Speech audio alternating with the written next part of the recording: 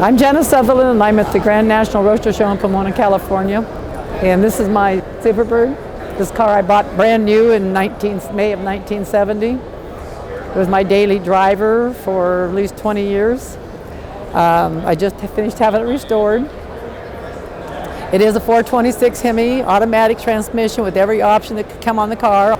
I tried to buy this car in Ukiah, California, but our dealer there wouldn't get me one, so I had to look around and I finally found one at H.L. Harris in Pittsburgh, California.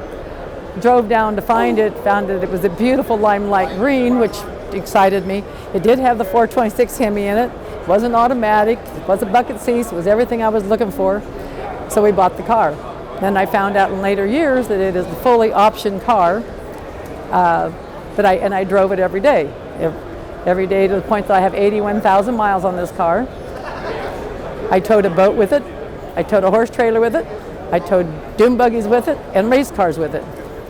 My kids got to drive it to school, so until I restored it this last time, it was basically still a daily driver. The difference between a Superbird and a Roadrunner is Superbird has a 1970 coronet front end and an aluminum nose piece that houses the headlights. And the headlights do come up, but that's part of the difference of it. The hood is also a 1970 coronet hood stretched out with a piece added to it to make it fit over the front of the car.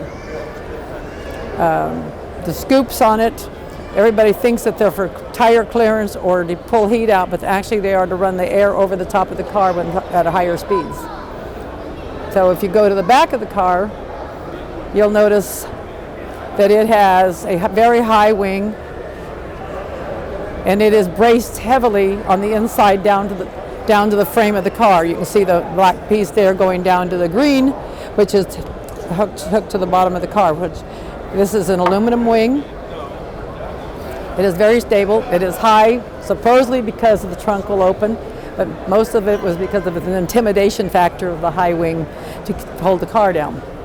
It does hold the car down. It does put a lot of pressure, and you can feel it at any speed about 70. Actually push the car to the ground. So now if you go to the back window, you'll notice that it is smaller than most Roadrunners, and if you look at the vinyl top, you can see where the ridge is because they did not finish it. That's why all Superbirds have to have a vinyl top, because they are not finished nicely underneath there. There was no way they could have, in the short period of time that they had to put them together. All Superbirds that were Hemi engine cars had to have the steel wheels. So that's why this has steel wheels on it and not beautiful mags. Inside this particular car, I have a tape deck, which most cars did not have a tape deck. This car also has what they call a six-way position seat, so you can bring the seat up and forward more than you can most cars.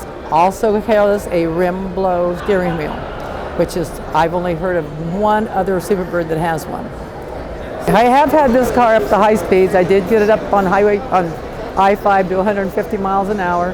And when this car goes to 150 miles an hour, you can feel the whole car sit on the ground. You have very positive steering at high speeds with this car. It's really a lot of fun at high speeds.